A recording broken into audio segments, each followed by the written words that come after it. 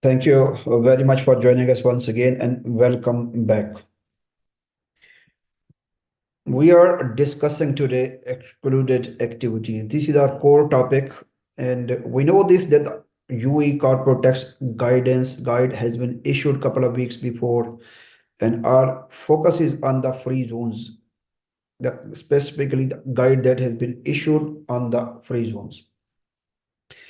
And one more development is there. Yesterday, FTA, the Federal Tax Authority, has issued one public clarification. We'll go through the public clarification quickly as well. What are the changes? What are the key things that we were looking into specifically this public clarification? This is the first public clarification. This is on the registration process. And they have given a lot of clarification on the registration. We'll go to the key areas, then we will jump to the excluded activities.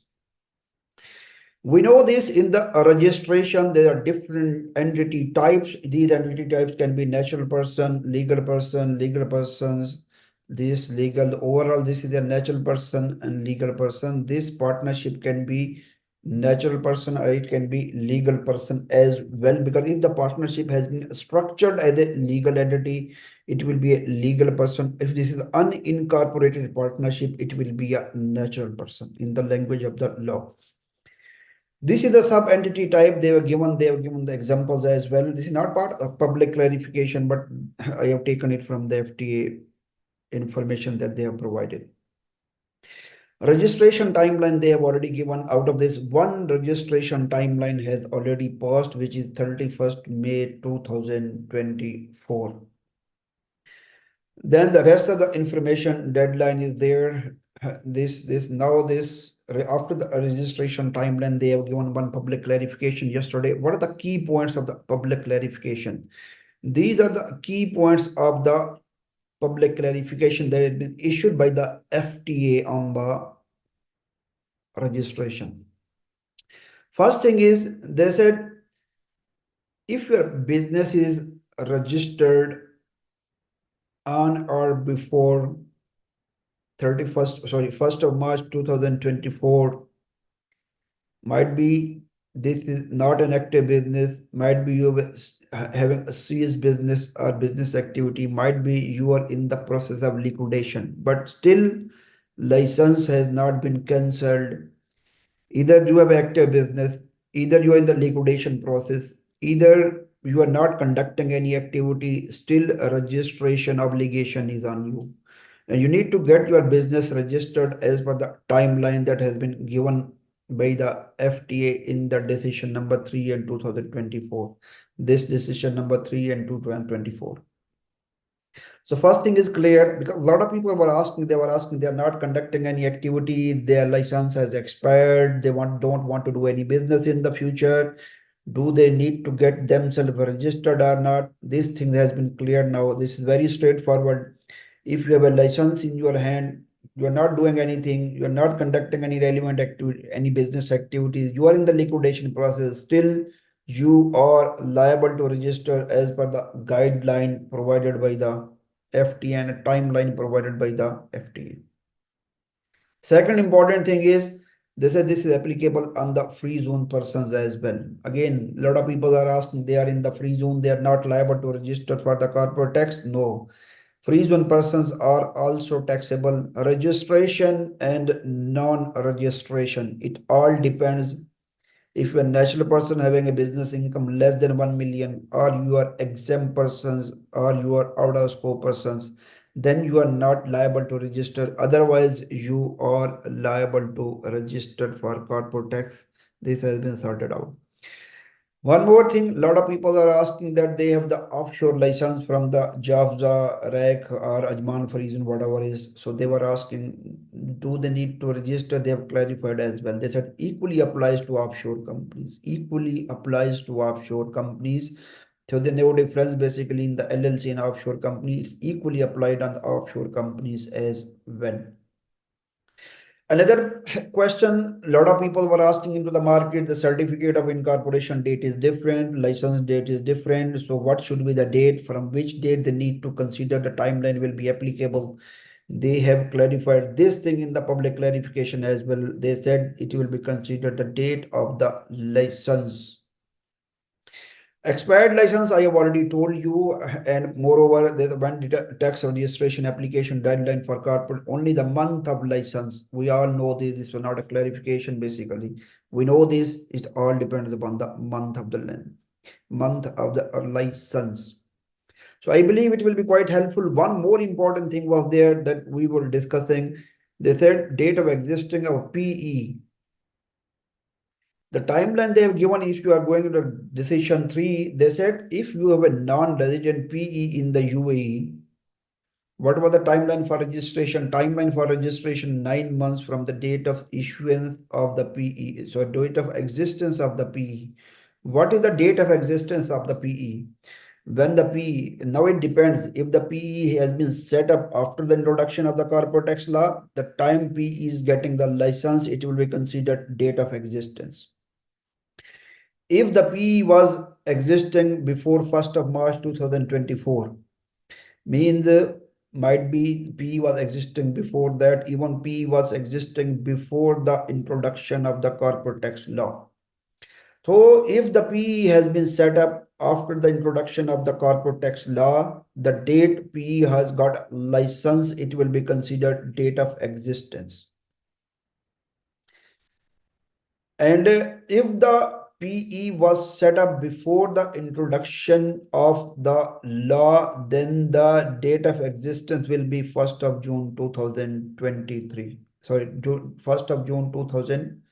1st of June, the law was effective from 1st of June 2022.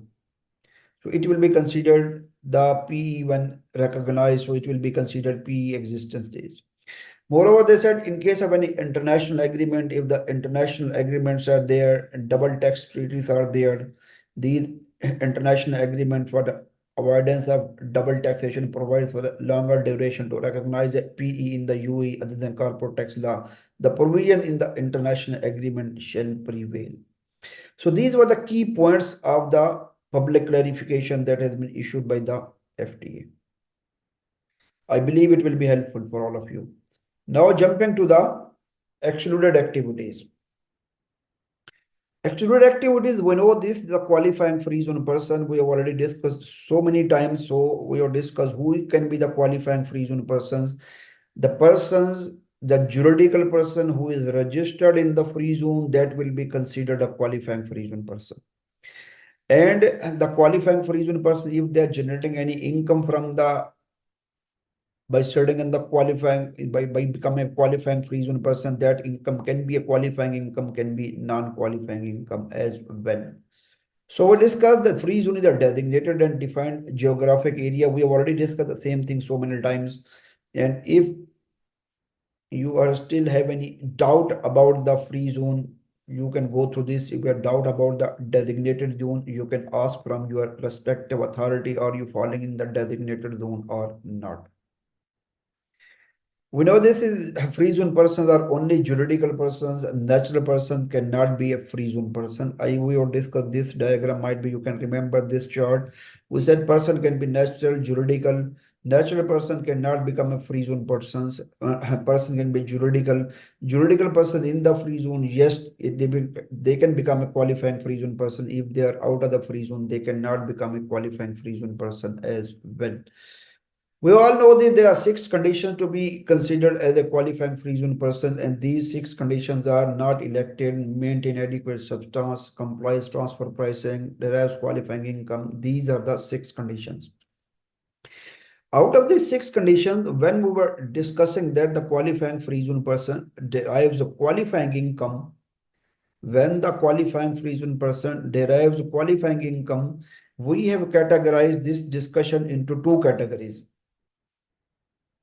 These 2 categories were basically the qualifying income of the qualifying free zone person can be overall categories into 5 categories, like revenue generated from the other free zone person, except the excluded activity. This is our core topic.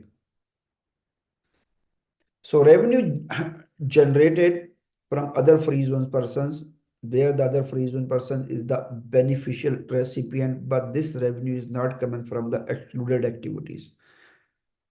But the question arises, what are the excluded activities? In the same way, they said revenue derived from the non-free zone persons from qualifying activities, what are not excluded activities.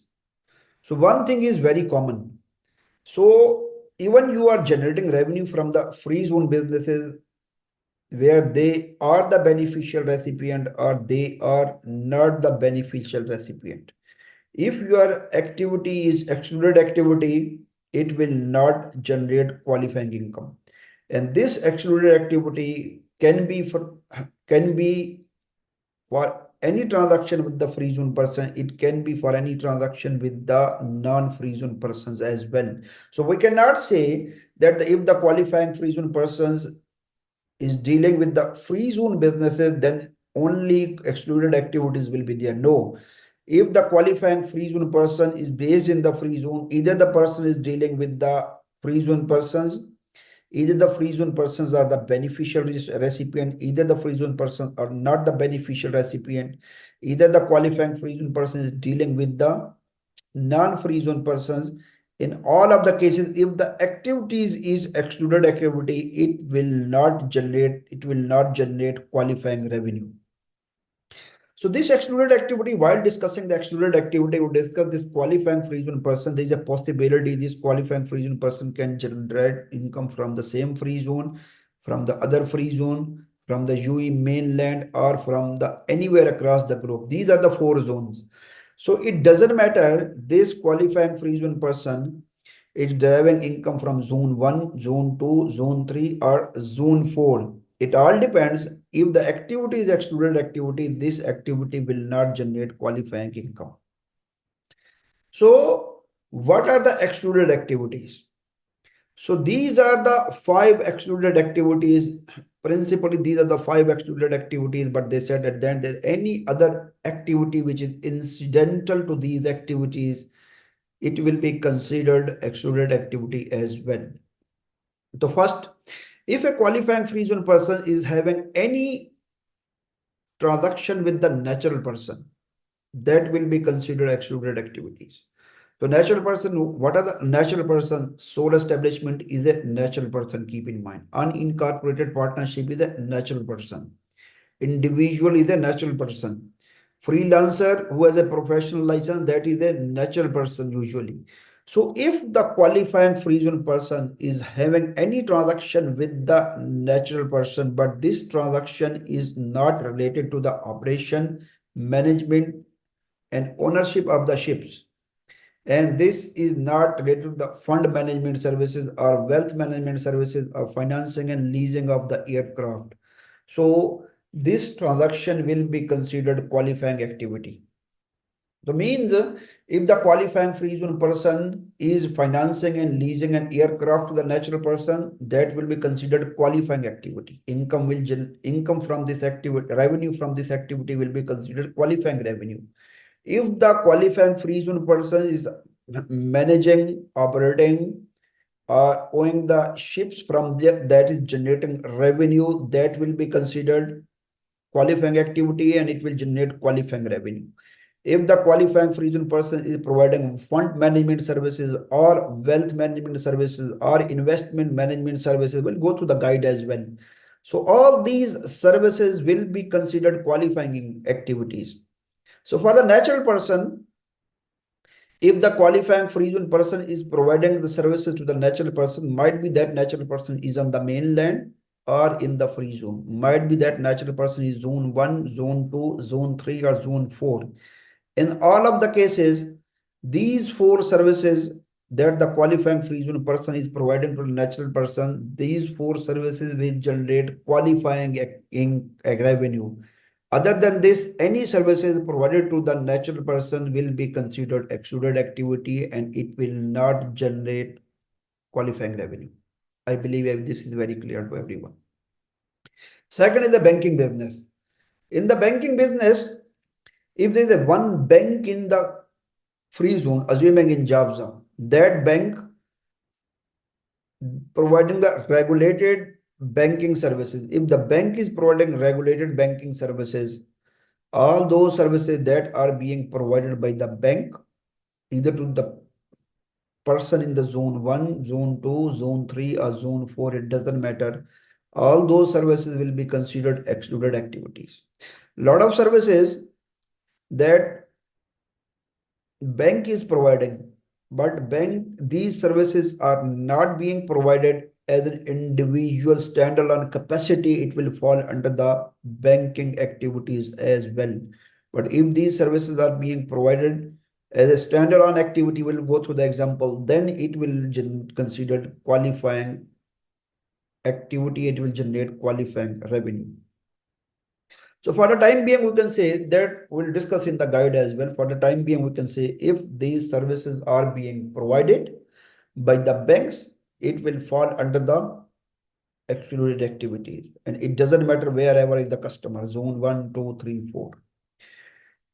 Insurance activities and insurance activities are excluded activities. Reinsurance are qualifying activity. If this is insurance company in the free zone and that insurance company is providing insurance services to the life and life contract, non-life contract, these are actually typically insurance services to hedge the risk, and the company is signing the contract, and these are regulated insurance services. If these are the regulated insurance services, then law says these regulated insurance services will be considered qualifying activities. It doesn't matter wherever is the customer in zone 1, 2, 3, or 4. But if any business is within the free zone, this is a qualifying free zone person. This qualifying free zone person is providing reinsurance services or headquarter services to the related party. Then the law says it will be considered qualifying activity and it will generate qualifying revenue. We'll go to the example in the guide. So first we discuss natural person. Second we discuss banking business. Third we discuss insurance services. Fourth is the finance and leasing activities. Any type of financing, any type of leasing activity, they said these will be considered excluded activities, but except three. If this financing and leasing is of the ships or aircraft or financing is to the related party, then it will be a qualifying activity. Other than this, every type of financing, every type of leasing, it doesn't matter. Customer is in zone 1, zone 2, zone 3, or zone 4. In all of the cases, it will be considered excluded activities. So the one company in the free zone, that free zone is a qualifying free zone person. That qualifying free zone person is providing any type of financing to the related party, that will be considered qualifying activity. If that person is providing ships on lease or aircraft on lease, that will be considered qualifying activity. Other than this, all will be considered non-qualifying activity, excluded activity. This is another clause. Immovable property. Immovable property except one stream. For the immovable property, we have one specific reason. Immovable property, they said, one stream of income from the immovable property is generating qualifying income. Other than this, all income of the immovable property, it will be considered non-qualifying income, excluded activities. What is that one stream of income? There, the person is a qualifying free zone person. First condition. Property is in the free zone. Yes. Transaction has been made with the other free zone person. Yes. Property is a commercial property not used for accommodation or residence purposes. Hotels, motels, service apartment, all these are the property. Though these are the commercial property, but these are not being used for business purpose. These are used in accommodation purposes. So these are being used for accommodation purposes, so it will fall under the excluded activities. Property is being used exclusively for business purposes. If all these conditions are being fulfilled, then we can say yes. If all these conditions are being fulfilled, then we can say yes, this is the qualifying income. Other than this, any income from the immovable property will be considered non-qualifying income. So for the immovable property to be classified as a qualifying income generating activity, the property must be here in free zone, in this free zone or this free zone. Transaction is being made with the free zone person, with the here or where person is here. If the property is here or if the property is here, so it will be straightforward. Considered this not a, this is excluded activity. This is not a qualifying activity that will generate qualifying income. So activity is in the free zone, property in the free zone, property is a commercial property, property is being used for business purposes, property is not being used for hotel, motel, service apartment or accommodation purposes. transaction is being made with other free zone person. Property is here in the zone 1 and 2, and the party with whom this transaction is being made, that party must be in zone 1 or in zone 2. So property is in the free zone. The party with whom this transaction is being made, that is in the free zone as well. If both of these conditions are being fulfilled along with the other condition, that it will be considered a property that is generating qualifying income. Otherwise, it will be considered excluded activities. Now, we have discussed this thing. All transactions with the natural person were discussed in detail. Banking business were discussed. Insurance business were discussed. Finance and leasing we have discussed. Property we have discussed. Any activities which are incidental, these activities cannot be performed on standalone basis. These activities are being performed to support the first 5 activities that will be considered as excluded activity as well. So this is a summary. Now the question is intellectual property. Immovable property, there are chances it can be 0 rated or it can be a 9%. I'm repeating, immovable property, if all those conditions are being fulfilled for the immovable property, if all these conditions are being fulfilled for the immovable property, then it will be considered 0% income generating, revenue generating qualifying activity. If any of these conditions is not being fulfilled, then the property revenue will be straightforward subject to tax. We have already discussed in our previous slides. So this is the same situation with the intellectual property as well. So immovable property taxation is 0% and 9%. Immovable property taxation is 0% and 9%. In the same way, intellectual property taxation is 0% and 9%. So commercial property has been classified in the excluded activity, then why the non-qualifying intellectual property or non-qualifying income of the qualifying intellectual property has not been classified as part of the excluded activity? This is the question I'm leaving for you. Might we will discuss again, and I'm going to do some more research on it as well, why it has not been classified under the excluded activities. Basically, if you are going to essence is same. Immovable property is generating 0% and 9%. And in the same way, qualifying intellectual property is generating some portion 0%, remaining all is intellectual property 9%. If you are going into the intellectual property can be classified qualifying intellectual property or non-qualifying intellectual property. This non-qualifying intellectual property straightforward subject to tax at 9%. Qualifying income subject to tax at 0%. And non-qualifying income of the qualifying intellectual property straightforward subject to tax at 9%. So 2 classes of taxation for the intellectual property, 0% or 9%. 2 classes of taxation for the immovable property, 0% and 9%. Immovable property is a part of the excluded activities in the guide. Then why this intellectual property is not part of the guide? If any one of you has answer of this question, you can guide me. Otherwise, I'll go through this. I'll come back for sure on this. So how can we determine the qualifying income of the qualifying intellectual property? We have a specific formula. Qualifying expenditure plus uplift expenditure, which should be maximum 30%, and these overall should not exceed on the more than the overall expenditure. So some portion of the income from the qualifying intellectual property will be classified as a qualifying income, remaining will be non-qualifying, straightforward subject to tax at 9%. The same thing we have summarized in this slide in our previous, I think we're discussing our previous webinar as well. So can you see this?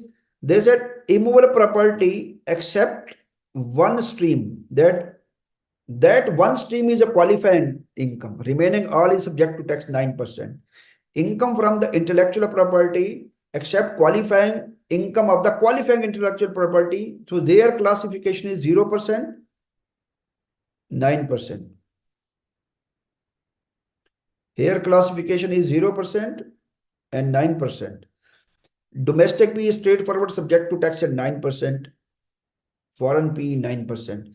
If this 0% will fall under the qualifying revenue. This 0% will fall under the qualifying revenue. 9% will fall in this box. So the question is, if the immovable property has been included in the excluded activities, then why this domestic PE has not been excluded? Why this foreign PE has not been excluded? Why this non-qualifying income from the intellectual property has not been classified as excluded activities? This is the question. Will come back, but the treatment is same. Keep in mind, treatment is straightforward: 0% and 9% for the intellectual property, immovable property 0% and 9%. Domestic PE is straightforward 9%. Foreign PE is straightforward subject to 9%. Remaining income will be considered total income, and based upon this, we have already discussed. We will apply the de-minimis criteria. So I was just thinking this, if we are mapping the excluded activities like this has already been given in the guide, this given, this given, this given, this given. If I'm including these three activities, can I say that these are my excluded activities as well? Non-qualifying income of intellectual property, revenue from domestic P, revenue from foreign P, any incidental activities related to this. Can I classify, can I map the chart of the excluded activities like this? We'll try to conclude in our coming webinar. Might be there's some sort of reason that we are missing. We need to look into this once again. Apparently, it looks like our understanding is correct. So just go through the guide very quickly. If we are going in the guide,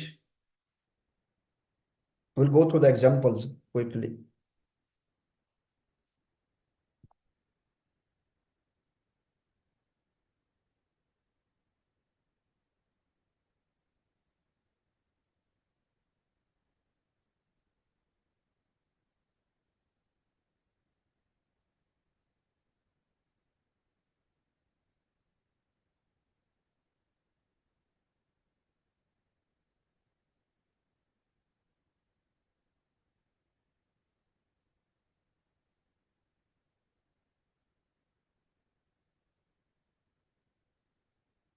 In the example, we're discussing excluded activities, and these are the excluded activities.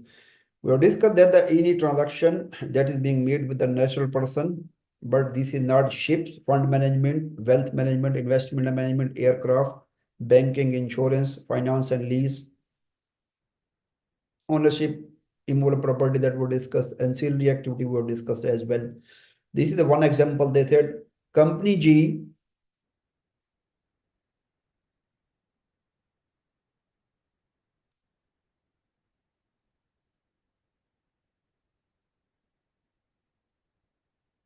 Company G, a free person charters an aircraft to a natural person. Dealing with the aircraft, natural person, but chartering. We have already discussed if the leasing any aircraft, it will be considered qualifying activity. It will generate qualifying income. It will not fall under the excluded activities. The income derived from the chartering the ship will not be considered arising from the excluded activities that we have already discussed.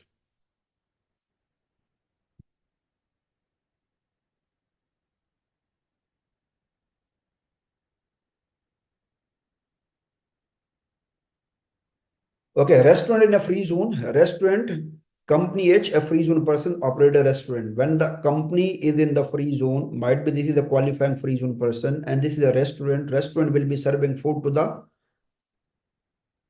natural person. Once they are serving food to the natural person, so natural person, this is not part of the, this is not basically activity related to the ships, aircraft, and the third category was wealth management, fund management and investment management services. So means this is excluded activities. Company H operator made restaurant in the free zone, makes sales to individuals and corporate customers. Sales made to natural person will be treated as excluded activity, give rise to none. They said natural person will be treated as the excluded activity. Corporate customers, we need to look into this. If this is the qualifying free zone person, they are only serving to the corporate customer. They are the recipient, the best beneficial recipient of the food, then they will consider this is a qualifying activity. Otherwise, it will be a non-qualifying activity. But for the natural person, this is for sure it will fall under the excluded activities. Banking business, we already discussed these types of banking activities. These are regulated banking activities. So then we discuss if this fund management services important. This is the fund management services, wealth management or investment management services. If these services are being provided by the bank, then it will fall under the banking business. But if any company there that is standalone basis providing fund management, wealth management or investment management services, then it will fall under the qualifying activities. It will generate qualifying revenue.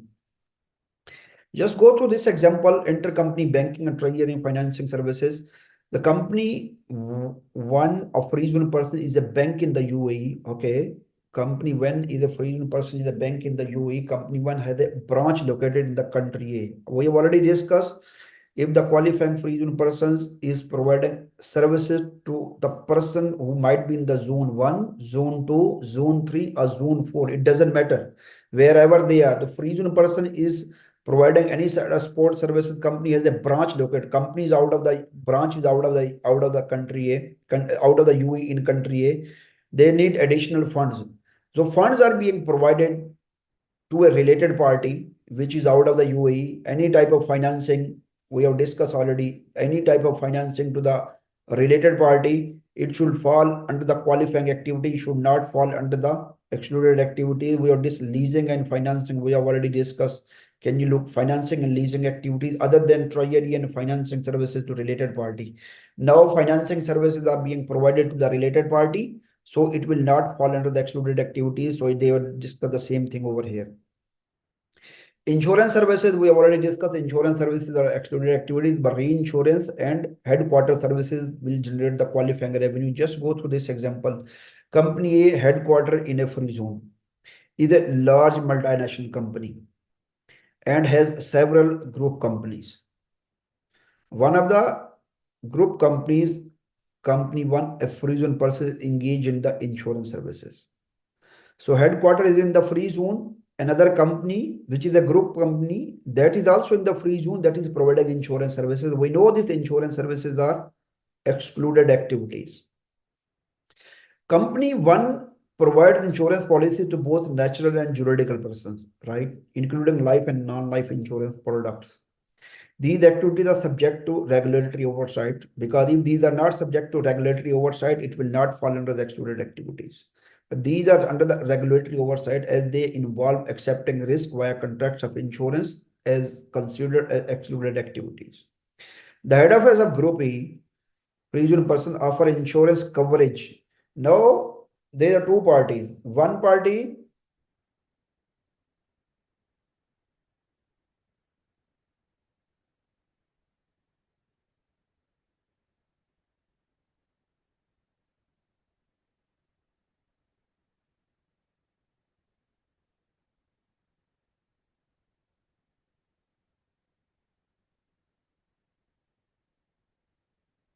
okay, here we were here, sorry. We are here. The two parties. Here, this is one company that is connected with the another company which is part of the group. This company is contracted with the customers. Now, if whatever the services are being provided with insurance company to the customer, it will be excluded activities. But whatever the services are being provided by the group company to other group company, they said these are falling under the headquarter services. These are not insurance services, because the head office of the group is providing insurance coverage to the insurance company. The head office is not signing contract of the insurance. The head office is not hedging the risk. The head office is not signing any life and non-life insurance contract, but they are supporting. They are providing coverage to the insurance company. It will fall under the headquarter business. It will be considered qualifying activity. Financing and leasing, we have already discussed. This is basically the same thing. One example, company J, a free zone person, is a regulated lessor. J is a regulated lessor. Company J enters into a hire purchase agreement under which it leases a forklift. Hire purchase agreement leases a forklift to a lessee for consideration, irrespective of the location of the lessee. The transaction is considered following. Now, leasing. Leasing, we have already discussed. If the leasing services are being provided, this is not leasing of the aircraft, ship. This is not financing and sport services to the related party, then leasing will be considered other than ship and other than aircraft. Leasing will be considered excluded activities. And this is the leasing of the forklift. Once this is the leasing of the forklift, it will be considered excluded activity, because this is not leasing of the aircraft and this is not leasing of the ship. This rental income derived from the leasing activity considered an excluded activity. In the same way, financing. Now, financing to the related party by the qualifying freezer person is a qualifying activity. Other than this, financing is a non-qualifying activity. Company A freezing person regulated a non-banker lender. Company A makes a loan to the borrower. That is not a related party. Not a related party. This is very important. If this is not a related party, straightforward, it will fall under the excluded activities because only financing to the related party is a qualifying activity. Ownership and exploitation of immutable property for this.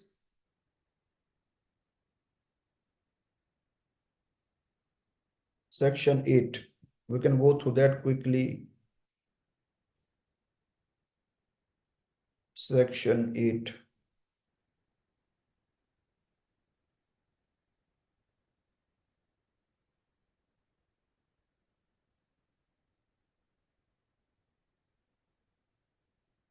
Immovable property.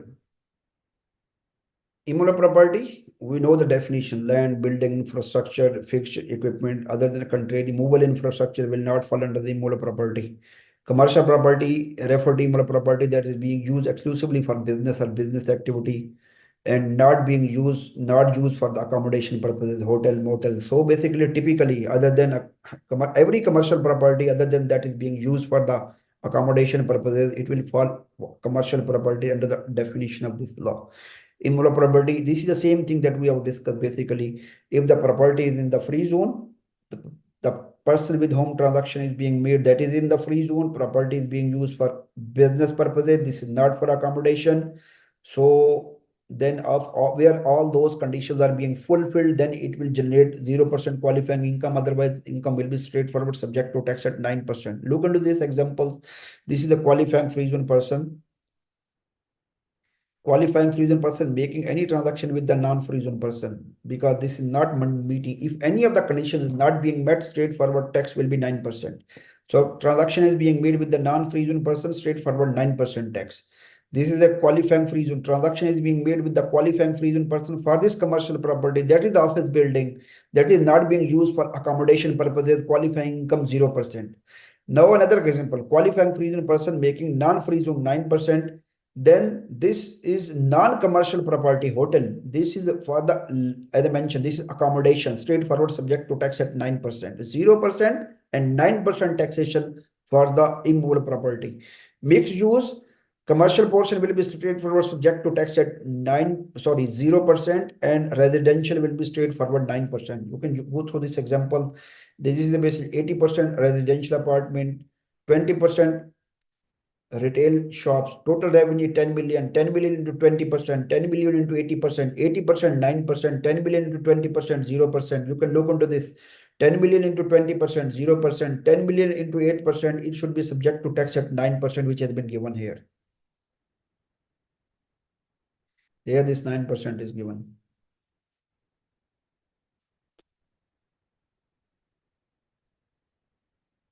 There this is 9%. Okay. Mixed use of hotel, the same treatment for the hotel as well. Commercial area, straightforward, it will be qualifying income. Non-commercial area, it will be straightforward, subject to tax at 9%. If you are going to the intellectual property, the treatment is same, 0% and 9%. Just go through the examples here. Income in a tax period 200,000, qualifying intellectual property, 100,000 from the other intellectual property. The qualifying income determined under the formula this. G, qualifying income arising from qualifying intellectual property 60,000. The income from the qualifying intellectual property exceeding this is 140,000. So the taxable is not qualifying, straightforward, subject to tax at 9%. Qualifying income 0%. Other than this, 9%. This is over from my side. If you guys have any questions, you are most welcome.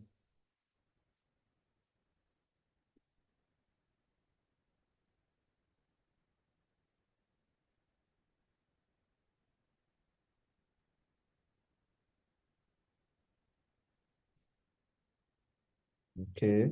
When related party insurance, reinsurance, or financing qualifying activities, this requires the entity to retain potentially large amount of capital, which needs to be invested before it is deployed. Can you provide some commentary so as to what investment would generate incidental activity, which would not? very straightforward. We can go through the example as well. Incidental means any activity which is compulsory and necessary to perform the activity, that is incidental. If you have surplus, you are putting surplus somewhere else, you are generating revenue. This is not incidental, because without this putting money into the surplus, then still you can generate the revenue. But this is not incidental activity. This is for sure. Another question is, if qualifying for regional person exporting the goods to outside UAE under natural person, it would also come under excluded activities. It would be if the qualifying free zone person exporting the goods, okay, to outside UAE, qualifying free zone person exporting the goods outside UAE under natural person, qualifying free zone person exporting the goods under natural person. I don't know. Honestly, I didn't get it. If you are asking if the qualifying free zone persons is exporting the goods to the natural person, then I can say, okay, this will be non-qualifying revenue, because this revenue will not be straightforward subject to tax at 9%. So it will fall under the different bracket. Whatever we have already discussed, there are 4 categories of income that will be straightforward subject to tax at 9%. PE, 2 types of PE, one commercial property, one related to intellectual property. A parent company outside UAE. Third question. A parent company outside UAE and a branch office is in the free zone. Any cross charging by the free zone company to outside UAE company, will it be considered an income? Free zone persons is charging to the company which is outside the UAE. Will it be considered an income? It should be, because if the company is charging to any party which is out of the UAE, it will be considered income of the branch office in the free zone. And then we need to look into the status of the branch. Is this a qualifying free zone person, non-qualifying free zone person? Then we need to look into what type of activity the branch is performing. But this is for sure, it will be considered revenue. The reason is basically law says for the PE of the non-resident person in the UAE sourced income will be subject to tax. So it should be subject to tax. Principally, this is a branch and main company, parent company. Principally, this is one company under the one umbrella. But branch is in different jurisdiction and the parent company in different jurisdiction. Whatever the income that is being generated from the UAE, that income will be subject to tax in the UAE. So that's why UAE sourced income will be subject to tax in the UAE. So for this, that will be considered revenue, but we need to look into this. This is the qualifying revenue and non-qualifying revenue. One more question. If a DMCC free zone company import and export goods in Jebel Ali free zone and goods do not enter UAE, goods are in the designated zone, but company is in free zone. What is?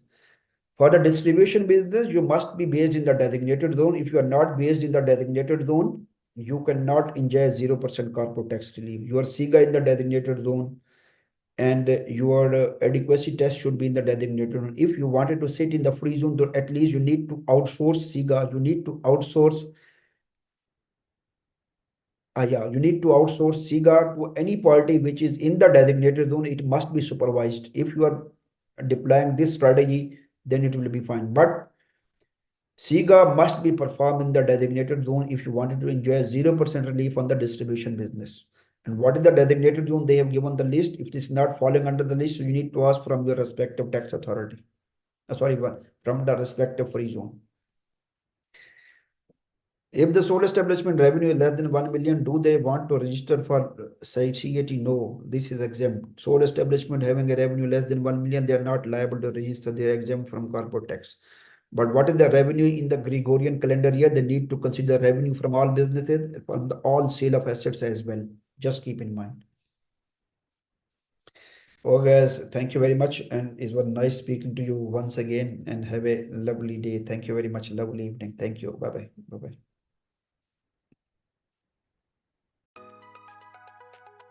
Thanks for watching the video. Click on the bell and subscribe to the YouTube channel.